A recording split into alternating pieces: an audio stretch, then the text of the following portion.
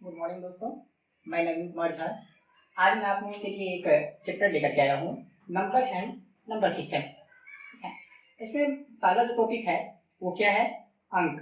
अंक के बारे में मैं आपको बताता हूँ कि अंक अंक होता क्या है, जिसमें इंग्लिश में हम लोग डिजिट कहते हैं। ये होता क्या है? अंक गणित जो है ना, अंक गणित में जितनी भी संख्याएं होती हैं, जितनी भी संख्याएं होती हैं,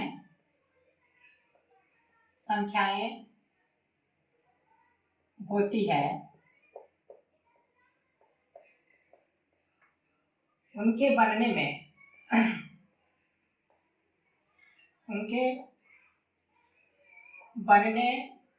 में जिनकी सहायता ली जाती है,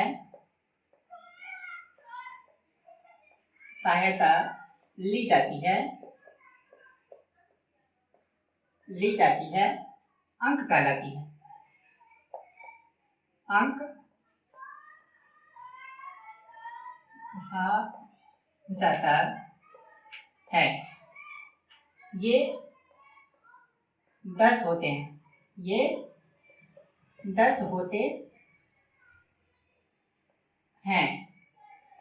कितने होते हैं? 10 होते हैं। कौन कौन से? आप ले लीजिए। 0, 1, 2, 3, 4, 5, 6, 7, 8, 9, ये 10 हुए। इसके बाद जैसे हम किसी संख्या में जाएंगे तो 2 डिजिट में चले जाएंगे। तो जैसे ही 2 डिजिट में चले जाएंगे तो हमको 0 की आवश्यकता पड़ेगी और 1 की पहले आवश्यकता पड़ेगी। इसके बाद ही दूसरी संख्या का जैसे निर्माण यहीं से शुरू हो जाती है। अब चलते हैं कितने प्रकार की होती है। इसके बाद इनके प्रकार भी चलते हैं। प्राकृतिक संख्याएं। क्या जाएंगे? प्राकृतिक संख्याएं, जिनको कि इंग्लिश में हम लोग नेचुरल नंबर कहते हैं। क्या कहते हैं? नेचुरल नंबर कहते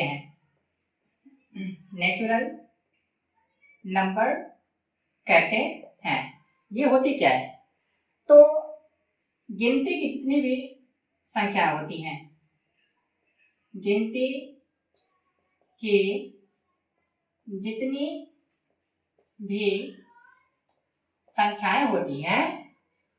जितनी भी संख्याएं होती हैं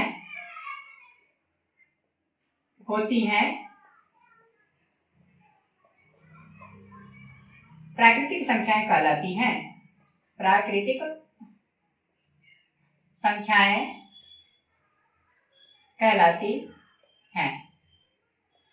संख्याएं नेचुरल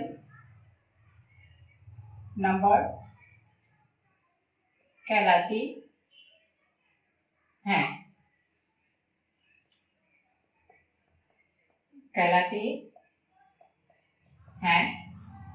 जैसे हम लोग गिनती कहाँ से शुरू करते हैं? आप लोग को मालूम होगा कि हम लोग गिनती कहाँ से शुरू करते हैं। तो गिनती हमेशा जो है हम लोग 1 यानी 1 से शुरू करते हैं। शुरू करने का जो पॉइंट होता है वो निर्धारित होता है, लेकिन अंत करने का कुछ अगर नहीं है। अगर कोई पार्टिकुलर संख्या अगर आपको नहीं दी गई है तो आप उसका अंत नहीं कर सकते हैं, लेकिन शुरुआत कहाँ से करेंगे ये हमेशा हम सबको मालूम रहता है। तो इसीलिए गिनती की सारी संख्याओं में पहली संख्या जो क्या है, तो कहाँ से शुरू होती है? वो 1, 2, 3, 4, 5, 6, 7 डॉट डॉट डॉट इत्यादि कहेंगे।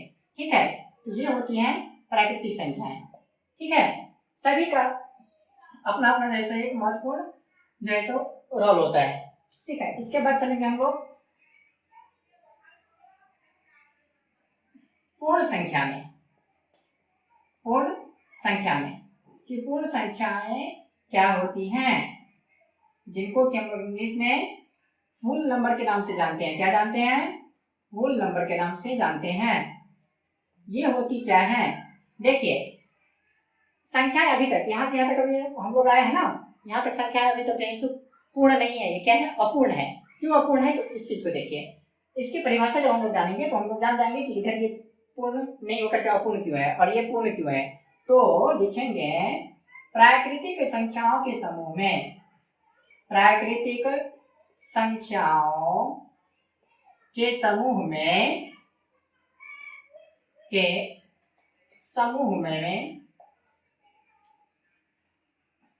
शून्य अर्थात जीरो को शामिल करने पर, जीरो को शामिल करने पर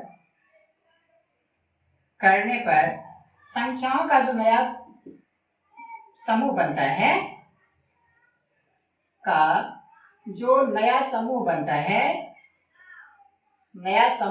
है, वही क्या कहलाती है, वही पूर्ण संख्या कहलाती है। पूर्ण संख्या अर्थात फुल नंबर कहलाती हैं। क्या कहलाती है? फुल नंबर कहलाती हैं। फुल नंबर कहलाती हैं। अब आप इसका एग्जाम्पल क्या दोगे? कहलाती हैं। एग्जाम्पल क्या दोगे, कहां से दोगे? तो ये देखो है क्या ना क्या कहा मैं कि प्राकृतिक संख्याओं के परिवार में शून्य को शामिल करने पर संख्याओं का जो नया समूह बनता है वो पूर्ण संख्या कहलाती है। तो इसमें जो प्राकृतिक संख्या है ना उसके ठीक पहले आप लोग जीरो लगा लो। तो 0 1 2 3 4 5 6 7। अब आप कहोगे कि सर ये तो वही है जो अंक है, लेकिन नहीं, अंक ये फिक्स है कि अंक कितने होते हैं? 10 ही होते हैं, 0 से लेकर के 9 तक। लेकिन पूर्ण संख्याओं का अंत है नहीं, क्योंकि 0 से तो स्टार्ट है लेकिन आगे कहां तक जाएगी इसका कोई अंत नहीं है, तो इसीलिए दोनों अलग अलग हैं। ओके, नेक्स्ट चलते हैं हम लोग अभाज्य संख्या में। क्या चलेंगे? अभाज्य संख्या बोले आप इसको, अभाज्य संख्या बोले या असंयुक्त बोले, असंयुक्त बोले, असंयुक्त बोले या रूढ़ बोले। ठीक है, रूढ़ संख्या, इन तीनों में से किसी भी नाम से आप इसको जान सकते हैं। तीनों एक ही होते हैं और सबका इंग्लिश वही होता है। क्या? Prime number. क्या होता है? Prime number. ये क्या होती है? देखिए, संख्याएं जितनी भी होती है ना, ठीक है, उनमें एक से बनी हुई सभी संख्याएं, एक से बड़ी वे सभी संख्याएं, एक से बड़ी वे सभी संख्याएं जिनमें एक एवं स्वयं के अलावे अन्य किसी संख्या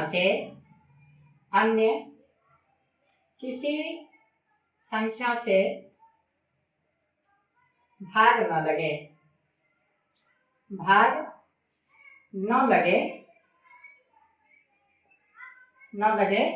अभाज्य संख्या या असंयुक्त संख्या या रूढ़ संख्याएं कहलाती हैं। क्या कहलाती हैं? आप किसी भी नाम से जान लो, मैं एक ही नाम दे रहा हूं, अभाज्य संख्याएं कहलाती हैं। क्या कहलाती हैं? अभाज्य संख्याएं कहलाती हैं, अभाज्य संख्याएं कहलाती है, अभाज्य संख्याएं कहलाती हैं। जैसे एक से बड़ी मैं कहा हूं ना, एक से बड़ी 10 बड़ी क्या होती है? 2। तो चलिए अब 2 अभाज्य संख्या की नहीं, हाँ, 2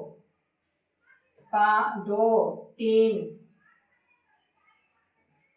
5 7 11 13 17 इत्यादि। ये सब क्या है? ये सब जो है अभाज्य संख्या में आती हैं। अब चलें आगे, आप लोगों को बताऊं मैं सम संख्या क्या होती है। सम संख्या क्या होती है, जिन्हें कि हम लोग इंग्लिश में इवन नंबर कहते हैं। क्या कहते हैं? इवन नंबर कहते हैं, इवन नंबर कहते हैं। देखिए जानना बहुत ही जरूरी है, इसलिए मैं इन सब चीज़ों को बता रहा हूँ, क्योंकि ये बेसिक कॉन्सेप्ट्स को क्लियर करके किसी सारे मेथड्स हैं। तो देखिए वैसी प्राकृतिक संख्याएं या प्राकृत संख्याएं जिनमें 2 से पूरा पूरा भाग लग जाए, पूरा पूरा भाग लग जाए, वे सम संख्याएं कहलाती हैं। क्या कहलाती हैं?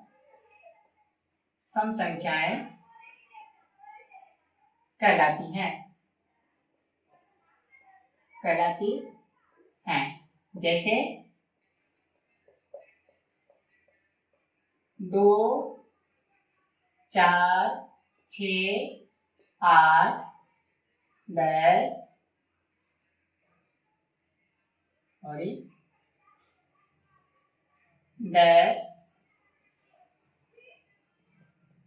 12, 14 इत्यादि। ठीक है, आशा करता हूँ कि आप लोग नीचे वाले भी लिख लिए होंगे। ठीक है, या फिर स्क्रीनशॉट ले लिए होंगे, इसलिए मैं नीचे वाले को भी लिस्ट कर रहा हूँ, क्योंकि मुझे विषम संख्या के बारे में बताना है कि विषम संख्या क्या होती है, जिन्हें इंग्लिश में ऑड नंबर के नाम से जाना जाता है। चलिए चलते हैं विषम संख्या के बारे में जाने। विषम संख्या अर्थात ऑड नंबर। क्या बोलेंगे? Odd number. वैसी प्राकृतिक संख्याएं या प्राकृत संख्याएं, आप लोग प्राकृत ही जाने, संख्याएं जिनमें 2 से भाग देने पर, जिनमें 2 से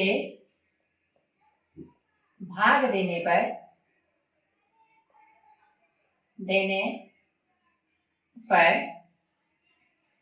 हर हालत में, क्या कहेंगे? हर हालत में एक शेषफल या शेषफल के रूप में एक आता हो। क्या आता हो? एक शेषफल आता हो, विषम संख्या कहलाती हैं।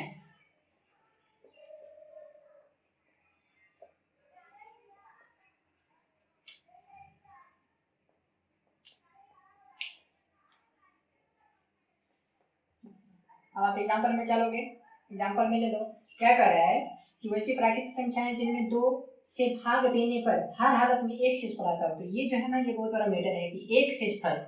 ऊपर में क्या है कि वैसी प्राकृतिक संख्याएं जिनमें 2 से भाग देने पर कुछ भी नहीं आए, मतलब जिनमें 2 से पूरा पूरा भाग लग जाए, यानी शेष के रूप में कुछ ना आए, 0 के अलावा, लेकिन इसमें हर हालत में एक आनी चाहिए। ठीक है, तो ऐसी संख्या जो होती हैं वो क्या होती हैं? वो विषम संख्या होती हैं। तो आप एग्जाम्पल ले लो, जैसे जब आप 3 में भाग करो 2 से, एक आएगा, ये आएगा, तो इसीलिए 2 ले लो।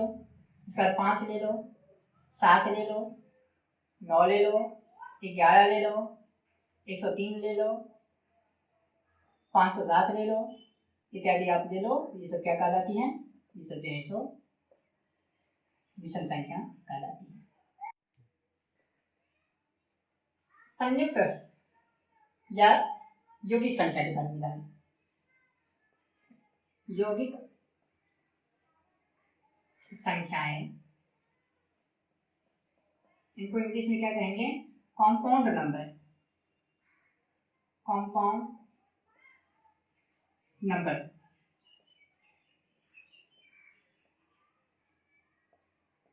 ठीक है, वैसी प्राकृतिक संख्याएं, वैसी प्राकृतिक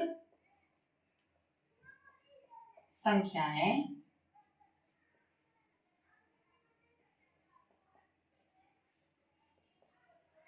जिनके दो से अधिक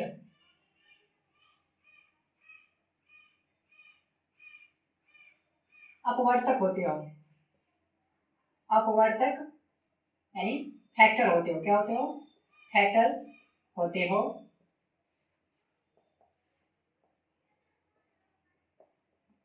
हो, यौगिक संख्या कहलाती हैं। क्या कहलाती हैं, यौगिक संख्याएं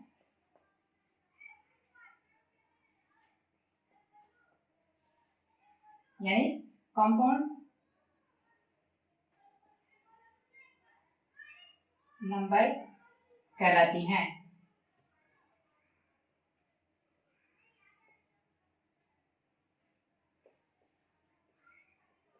कहलाती हैं जैसे 4, 6, 8, 9, 10, 12 इत्यादि ले लें। जब आप इनके फैक्टर करने जाओगे तो इनके कम से कम 3 फैक्टर आएंगे। ठीक है, आगे चलते हम लोग स्थानीय मान के बारे में जाने। स्थानीय मान, प्लेस वैल्यू, क्या है, प्लेस वैल्यू।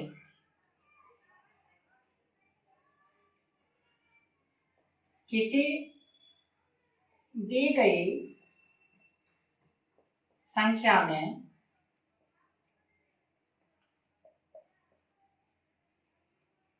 किसी अंक से जो संख्या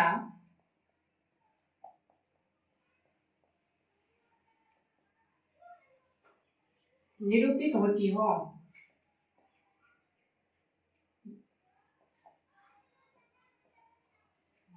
स्थानीय मान कहलाती हैं। स्थानीय मान कहलाती हैं।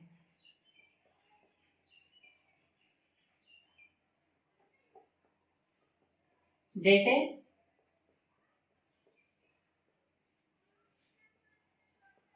508,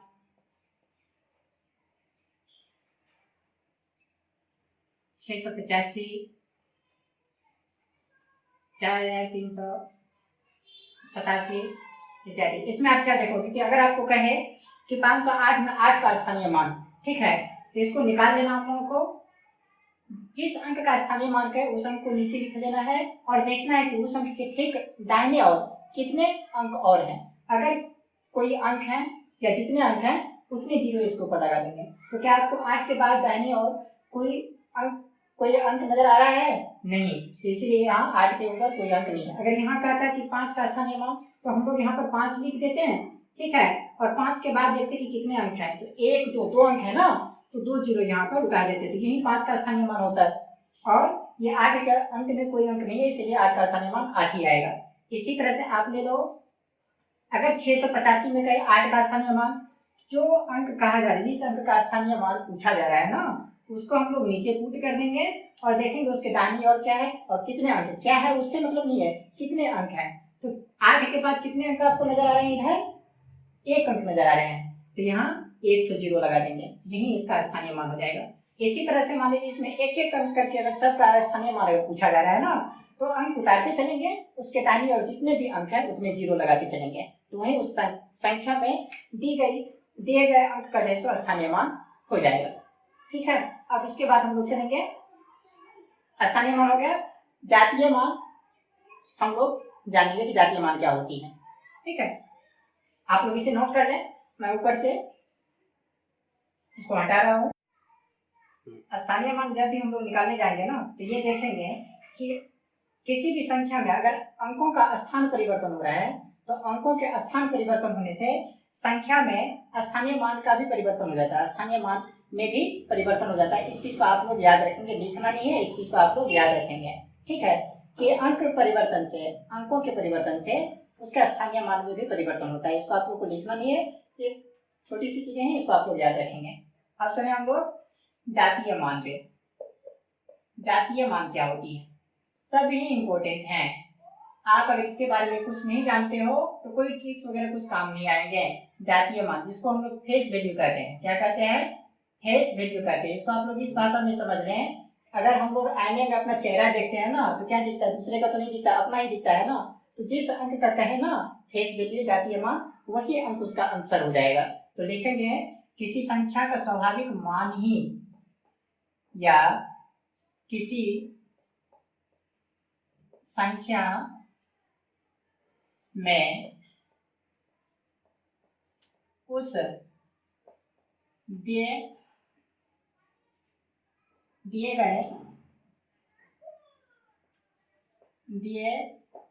गए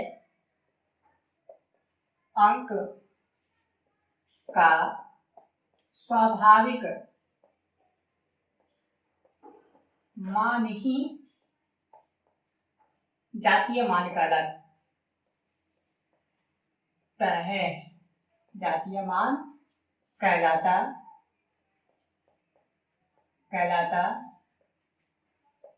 है। जातीय मान कहलाता है। जैसे आप लोग इसे पहले निकाले स्थानीय मान में, तो एक एक अंक करके जैसे निकाले ना, उसमें ये देखना पड़ा कि जिस अंक का स्थानीय मान निकाल रहे हैं ना उसके दाहिने और कितने अंक है। लेकिन फेस वैल्यू में अर्थात जातीय मान में इस तरह की कोई चीजें नहीं देखनी है। अगर कहा जा रहा है, जैसे कि मान लो कहा जा रहा है कि 1518 में 5 का जातीय मान क्या होगा, 5 का जातीय मान क्या होगा, जातीय मान क्या होगा। तो आप क्या निकालोगे, कुछ नहीं देखना कि 5 कहाँ है, नहीं, उससे कोई मतलब नहीं। 5 का जातीय मान मतलब 5, 1 का जातीय मान मतलब 1, 8 का जातीय मान मतलब जिस किसी भी अंक का स्थानीय मान है वही इसका आंसर होता है। और इसमें स्थान का क्या परिवर्तन हो रहा नहीं हो रहा है उससे कोई फर्क नहीं पड़ता है। ठीक है, जहां भी रहे जिस अंक के बारे में पूछा जाए वही अंक उतार देना है, वही अंक इसका आंसर हो जाएगा। तो ये जो है आज का ये मेरा ये टॉपिक था, समझे, ये जातीय मान। ये आज का मेरा नंबर सिस्टम का जो फर्स्ट पार्ट का आखिरी टॉपिक था। ठीक है, आशा करता हूँ ये वीडियो आप लोगों को पसंद आया होगा। वीडियो के पसंद आने पर लाइक, शेयर और सब्सक्राइब जरूर करें। धन्यवाद।